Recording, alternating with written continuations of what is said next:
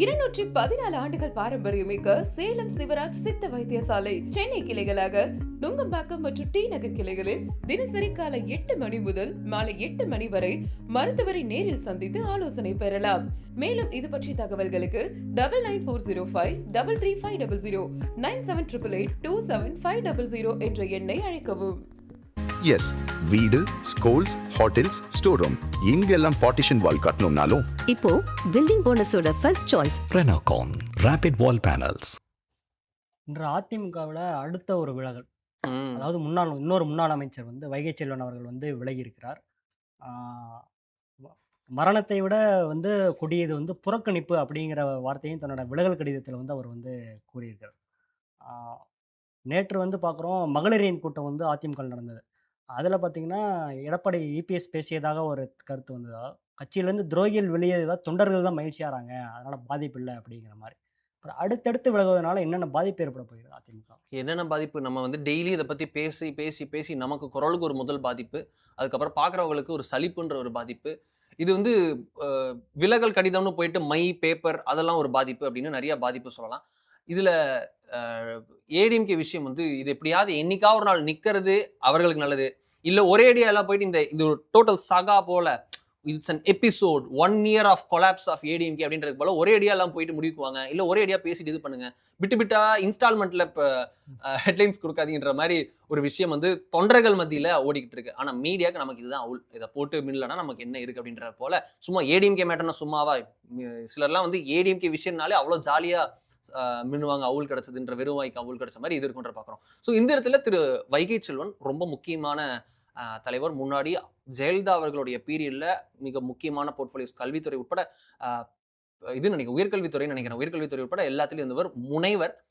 இவரோட இதிலே ரொம்ப தமிழை ரொம்ப அழகாக பேசக்கூடிய இன்றைய அரசியல் தலைவர்கள் முக்கியமானவர் வைகை செல்வன் அவர்கள். அவர் அவ்வளோ படிச்சிருக்காரு.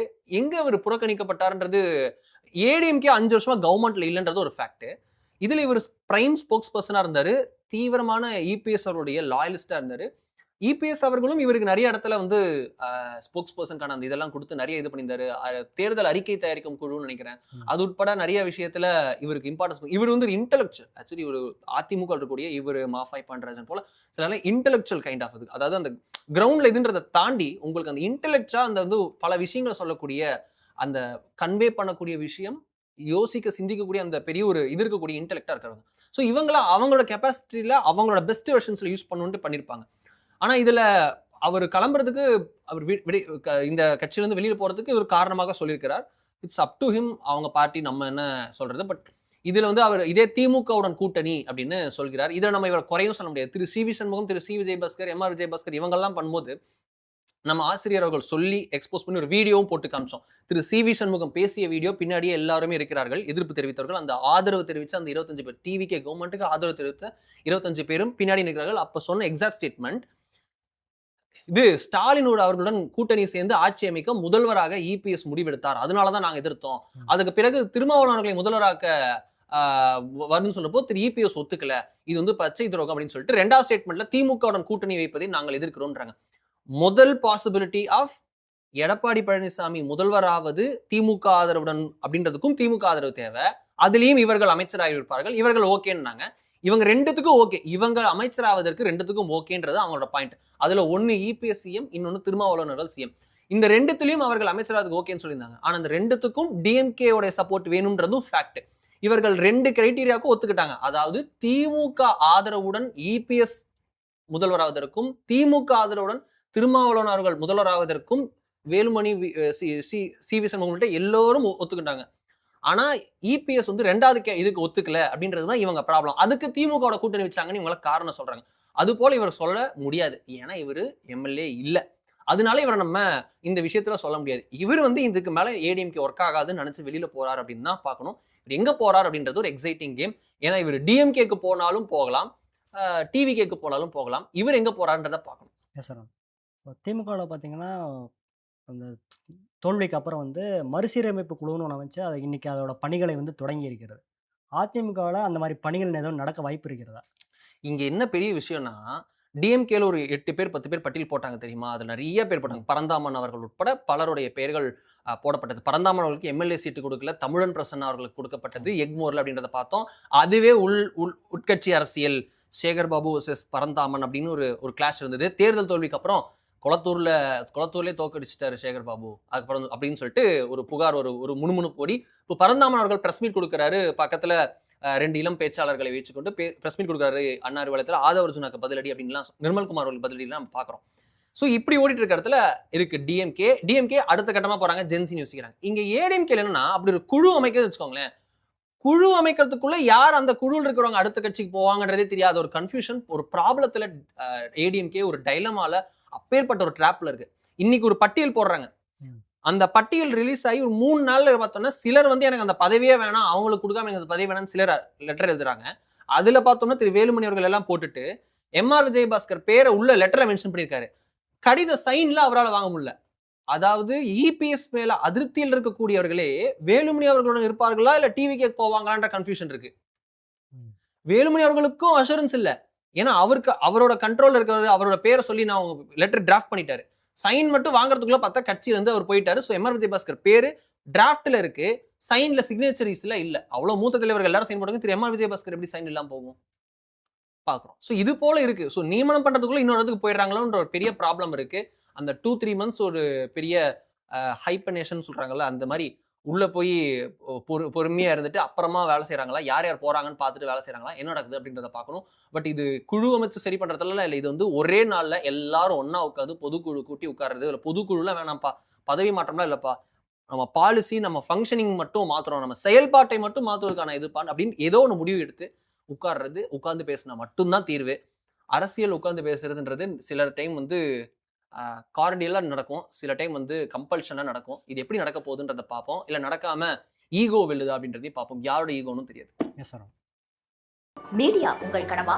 100% இன்டர்ன்ஷிப் அண்ட் பிளேஸ்மெண்ட் அசிஸ்டன்ஸ் உடன் பாண்டி ஸ்கூல் ஆஃப் ஜர்னலிசமின் ஷார்ட் டர்ம் கோர்ஸில் உடனே சேர கால் 7338242422. அதே மாதிரி பார்க்குறோம், நேற்று திடீரென கிளம்பிய இன்னொரு புது சர்ச்சை பிரச்சனை ஆக்கப்பட்டது. அதாவது மதுரைக்கு ஒரு கல்லூரிக்கு ஆளுநர் அவர்கள் ஒரு நிகழ்ச்சிக்கு போயிருக்கிறார்.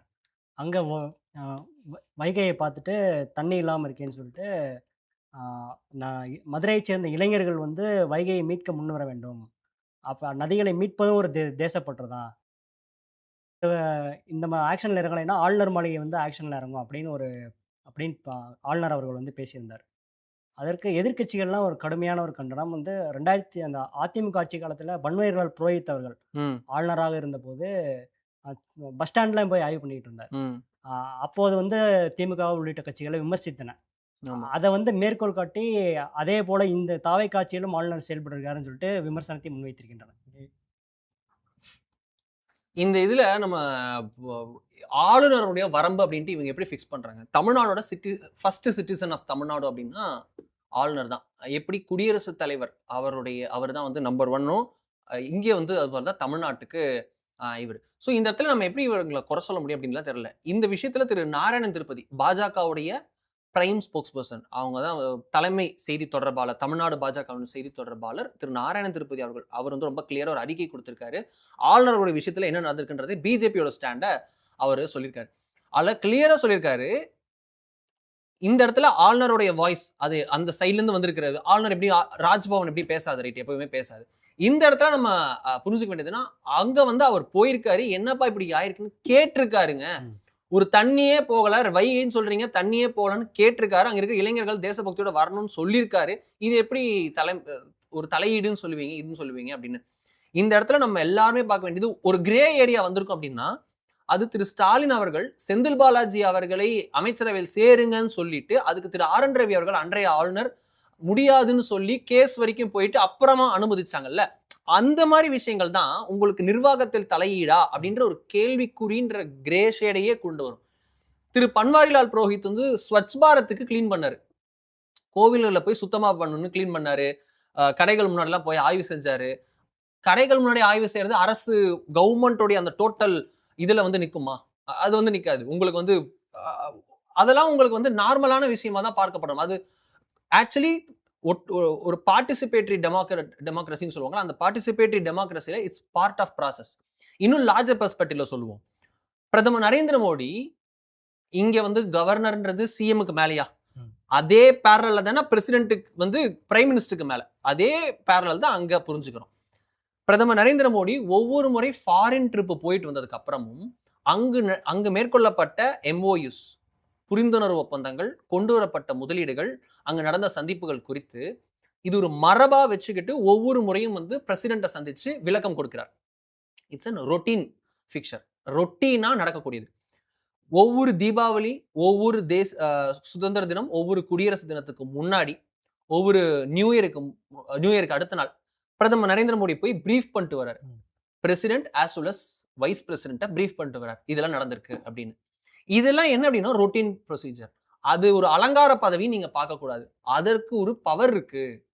அந்த இடத்து பவருக்குன்னு ஒரு மரியாதை இருக்கு. இந்த இடத்துல கவர்மெண்ட் எக்ஸிகியூட்டிவ் ஆர்டர்ன்றது final order is with chief minister of Tamil Nadu. Tamil Nadu முதல்வரிடம் தான் அந்த ஃபைனல் ஆர்டர் இருக்கு. இங்க வந்து லெப்டினன்ட் கவர்னர் மாதிரி உங்களுக்கு தமிழ்நாடு கவர்னருக்கு அவ்வளோ பவர்ஸ் கிடையாது. உங்களுக்கு அட்மினிஸ்ட்ரேட்டிவ் ஹெட்ஸ் ஆஃப் லக்ஷதீப் மாதிரி உங்களுக்கு பவர்ஸ் கிடையாது.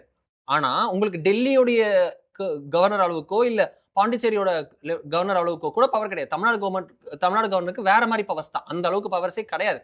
ஆனா உங்களுக்கு இவங்களுக்குன்னு ஒரு பவர்ஸ் இருக்குல்ல. இவங்க என்ன ராஜ்பவன்ல கிண்டியில அந்த பெரிய ஃபாரஸ்ட் நடுவில் இருக்கிறவங்க மட்டும்தானா? இவங்களும் தமிழ்நாடு முழுக்க போகலாம்ல, பண்ணலாம்ல. Supportive of government. சென்ட்ரல் கவர்மெண்டோட ஸ்கீம்ஸ் எப்படி இம்ப்ளிமெண்ட் ஆகுது, தமிழ்நாடு கவர்மெண்டோட ஸ்கீம்ஸ் எப்படி இம்ப்ளிமெண்ட் ஆகுது கேட்டு தெரிஞ்சுக்கலாம்ல. முதல்வர் சொல்ல வேண்டியது முதல்வர் சொல்லல. அந்த மரபு பிரதமர் நரேந்திர மோடி அங்க பண்றாரு. அதுக்கு முன்னாடி எந்த பிஎம்ஸ் பண்ணாங்கன்னு தெரியாது. இனிமே வரப்போறவங்க அவங்க எப்ப வராங்களோ அவங்க எல்லாம் பண்ணுவாங்களா அதெல்லாம் தெரியாது. இப்போ இருக்கிற ப்ராசஸ், இந்த ப்ராசஸ் எத்தனை பிஜேபி சிட்டிங் சீஃப் மினிஸ்டர்ஸ் பண்றாங்கன்றது தெரியாது. கவர்னர்ஸ் கிட்ட போய் பண்ணிட்டு இருக்காங்களான்னு தெரியாது. அது இங்க பண்ணல. சரி, அந்த கவர்னர்ஸ் போய் பாக்குறாங்கன்ற மாதிரி ஈவெண்ட்ஸ்ல பேசுறாங்களே, காலேஜ் ஈவெண்ட்ஸ், ஒவ்வொரு ஈவெண்டா ராஜ்பவன்லயே சிலது நடத்துறாங்க, அதுக்கெல்லாம் பேசுறாங்களே, அது போல இது ஒன்றாக பார்க்கணும். இதுல வந்து உடனே இதுனா executive orders with chief minister. இதுல அரசியல் தலையீடு, உத்தரவுகள் போடு, இந்த ஸ்கீமை கொண்டு வாங்க அப்படின்னு சொல்ற இடத்துல ஆளுநர் அப்படி பண்ணவே இல்லை. அவர் பண்ணது இளைஞர்கள்லாம் முன் வரணும், தண்ணி சரி பண்ணணும் அப்படின்னு சொல்ற விஷயங்கள். இது போன்ற ஒரு என்ஜிஓஸே பேசக்கூடிய விஷயம் கவர்னர் பேசக்கூடாதா? அதான் கேள்வி. திரு சிடிஆர் நிர்மல்குமார் அவர் பிஜேபியில இருக்கும்போது 2018 இருந்து 2022 வரைக்குமான பதிவுகள், ட்விட்டர் பதிவுகள் எடுத்து நம்ம லிஸ்ட் எடுத்து போட்டோம்னா இன்னும் நிறைய கிடைக்கும். பன்வாரிலால் புரோஹித் அவர்களை எப்படி டிஃபெண்ட் பண்ணியிருக்காரு, RN ரவி அவர்களை எப்படி டிஃபெண்ட் பண்ணியிருக்காரு அப்படின்னு திரு சிடிஆர் நிர்மல்குமார் அண்ணன் அவர்கள் வந்து அவரோட ட்விட்டர் பதிவுல வந்து எடுத்து பார்த்தா நிறைய கிடைக்கும். உட்காந்து செக் பண்ணலாம். Yes sir. இன்னொரு கவனிக்கப்பட வேண்டிய விஷயம் ஒன்று இருக்கு. சமீபத்தில் வந்து ஆளுநர் அவர்கள் டெல்லிக்கு சென்றிருந்தார். மத்திய உள்துறை அமைச்சர் அமித்ஷா அவர்களை சந்தித்து பேசியிருந்தார். டெல்லிக்கு போயிட்டு வந்ததுக்கு அப்புறம் தான் இந்த மாதிரியான சம்பவங்கள் வந்து நடக்குது. இது முந்தைய திமுக வெர்சஸ் ஆளுநர் RN ரவி அந்த மாதிரி போறதுக்கு வாய்ப்பு இருக்கா? இதுல வேற ஒன்று தியரி கிளப்பி விட்டாங்க. ஆளுநர் அர்லேக்கர் அவர்கள் வந்து டெல்லிக்கு போனாரு, அமித்ஷா அவர்களை பார்த்தாரு. அமித்ஷா அவர்களை பார்த்துட்டு அமித்ஷா அவர்கள் வந்து கோ ஹெட் கொடுத்துட்டாரு. இனிமேல் டிவிகே கவர்மெண்ட்டை டேக் ஓவர் பண்ணுங்க, சண்டை போடுங்க, பழையபடி கொண்டு வாங்க, விடக்கூடாது அவங்கள அப்படின்னு போயிருக்காரு. இவர் வந்து குஷி ஆயிட்டாரு. இதன் மூலமா வந்து தமிழ்நாட்டின் இது பெர்மனன்ட் கவர்னர் இப்போ வந்து பொறுப்பு ஆளுநரா இருக்காரு. அவர் வந்து பெர்மனன்ட் கவர்னரா தமிழ்நாட்டுக்கு ப்ரமோட் பண்ணுவாங்க அப்படின்னு. இது என்னன்னே தெரியல. சட்டத்துல வந்து இந்த பொறுப்பு ஆளுநர்ன்றதே கிடையாது. இது நிறைய மீடியா ஹவுசஸே எழுதுறாங்க. பொறுப்பு ஆளுநர் என்ற ஒரு வார்த்தையே கிடையாது. நம்ம ஆசிரியர் நிறைய டைம் நமக்குலாம் கிளாஸ் எடுக்காத குறையா நமக்கு சொல்லி இப்போ எல்லாருமே இது இருக்க புரிஞ்சுக்கணும் பார்க்குறோம். அதே தான் பொறுப்பு ஆளுநர் அப்படின்றது ஒன்று கிடையாதுன்றதை பார்க்குறோம். அவர் இதன் மூலமா ப்ரூவ் செஞ்சு இதுக்கு மேலே ப்ரமோஷன்லாம் கிடையாது. இதுக்கு மேலே ப்ரமோஷனா மேபி அவர் வந்து வைஸ் பிரசிடென்ட்டாவோ பிரசிடென்ட்டாவோ வேணா ஆகலாம். அந்த இடத்துக்கு போறாங்களா அப்படின்றதான் பார்க்கணுமே தவிர இதுல பொறுப்பு ஆளுநர் பெர்மனன்ட் ஆளுநர்லாம் கிடையாது. ஆளுநர்ன்றது மட்டும்தான் இருக்கு.